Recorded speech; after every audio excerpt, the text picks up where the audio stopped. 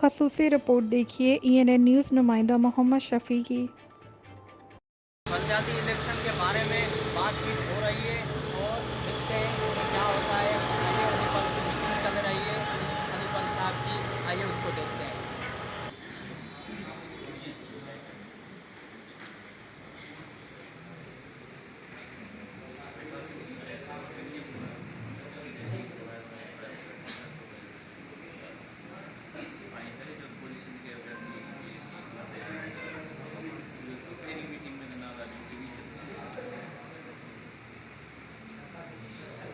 वो अच्छी गई वो डिवीजन्स लाई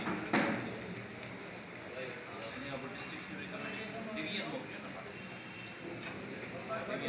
सकता है तो आ जाए, लेकिन हम कोशिश करेंगे कि जो सिटी की हमारी टीम है ना, वो इस वक्त मेहरबानी करें, तकलीफ करके थोड़ी खड़ी हो जाए, तो वो पूरी हमारी कमेटी है और हम ग्रुप में रोजाना देखेंगे कि वो किस मौजूद से मिल रहे हैं, किस मोहल्ले में जा रहे हैं।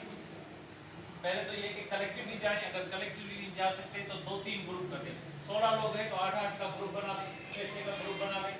कोई जो है वो बीर कॉलोनी कर रहा है, कोई खानजादा मोहल्ला कर रहा है। काशिफ भाई, मैं ज़ाती तौर पर गुजारिश करूँगा कि जो सिटी के दोस्त हैं वो खड़े हो जाए ताकि हम उनको कमेटीज में उनको डाल दें।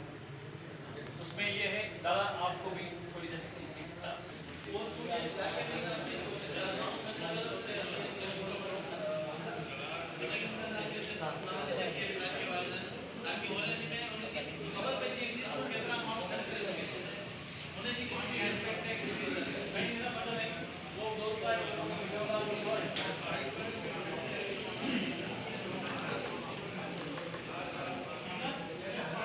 पानी अपने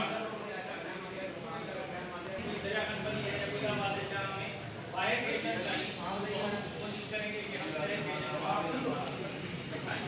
ताकि जो लोकल एजेंट बेचारे वोट तो दे सकते हैं, एजेंट बैठ नहीं सकते।